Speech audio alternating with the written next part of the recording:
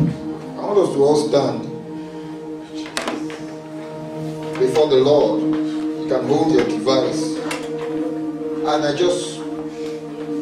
there's so much anger in my spirit, not against any man, but against what the devil is trying to do in this time and generation.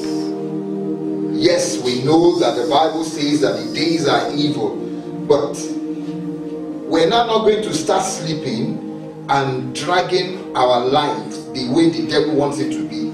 I've come to realize now that the attitude of human beings, of people, to the things of God has become so lackadaisical, worse than before. The way they even talk about it, the way they gist about it, the way they spread it, is so terrible now that there is even no respect. It's as if this power has lost its potency and it's a lie. It's as if the church is not but the church and it's a lie. The way people, even let me zero in on those of us who call ourselves Christians in God. The way we take our lives, the way we take this gospel. Last service, I ended on us being the light of the world. I ended with you being the fire and not the bush. Using the analogy of the burning bush, when Moses saw the burning bush, the bush burning yet not consumed. And until the bush started to burn and not consumed, there was nothing appealing to Moses. If the bush was burning and it was consumed, there was nothing that would have caught the attention of Moses.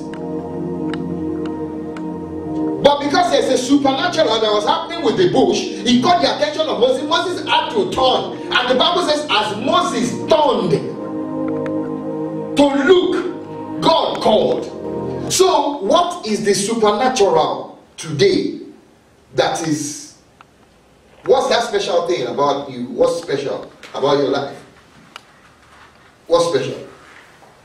Is there anything special? Is there anything that actually says that anything is like, oh, when they look at Jazzy's life, what signifies God? What actually attracts me to God?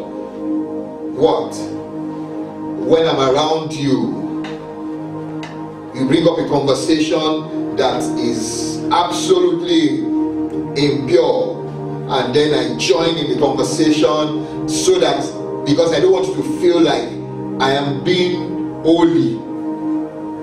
I don't want you to say that, oh, he's acting holier than thou. We're talking about the shooting in schools. Since the moment the Bibles were taken out of school, what will represent? It's not about the Bible, it's not about the book, it's about the spirit. There's a spirit behind everything. The people that are not of our religion, that are not of our faith, that are not of our belief, they are getting stronger in their faith, bolder in their declarations, in their beliefs, such that they are putting it everywhere, on TV, on the radio, in the news, on the magazines, in the schools, and they are even in government. They have representatives in government. The things that were forbidden and not being able to be spoken about in the past is now what is what is fighting for right in this time and generation. Whose fault? God, human being, his children. Our fault. How? We become cold and lethargic. It doesn't really bother us again, like, we're just there. We're just there. Can I ask you one question? What are you doing to bring somebody to what you have believed? Thank God for those of us that are doing it. Some of us are not doing it, or some of us are not doing it as we ought to.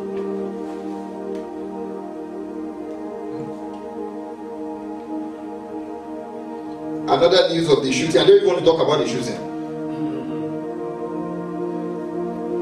I want to talk about the Holy Spirit. And I want to talk about the evil spirit. Who is the Holy Spirit? The Holy Spirit, Jesus said, because I am going, you are not going to be left by yourself. So there will be this, who is a personality from the same root. Let me tell you who the Holy Spirit is again. The Bible says when Jesus came, and he came to meet John the Baptist, and he was baptized in the water. The Bible says as he came out of water, the heavens opened, and the Holy Spirit came in form of a dove upon Jesus. That's the same Holy Spirit that has been given to us, for those of us that have the Holy Spirit. Now Paul said, of all the apostles I am the least, nevertheless I have worked harder than all other apostles. No wonder 98% of the New Testament is written by Paul, who never had a physical walk with Jesus. He only had spiritual encounters. That puts us the same place where Paul was. Because some of us will say we didn't walk in the time of Jesus, we didn't live in the time of Jesus.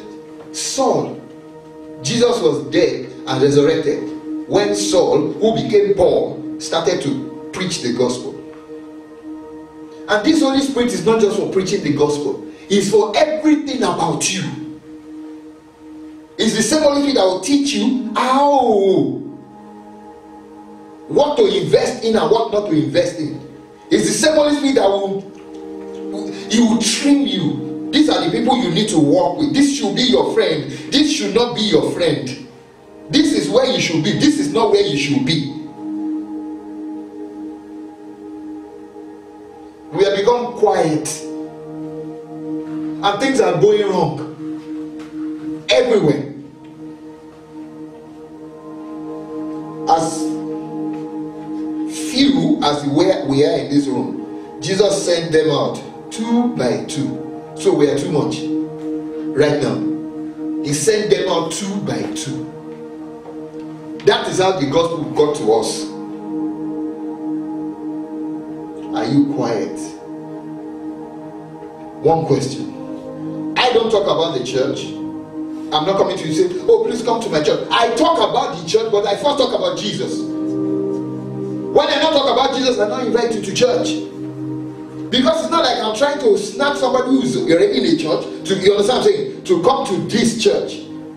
I am looking for somebody who is lost and needs restoration. Jesus said, the doctor is not here because of those that are okay. Some people believe they are okay, but some know they are not okay. I wasn't okay before I met Jesus.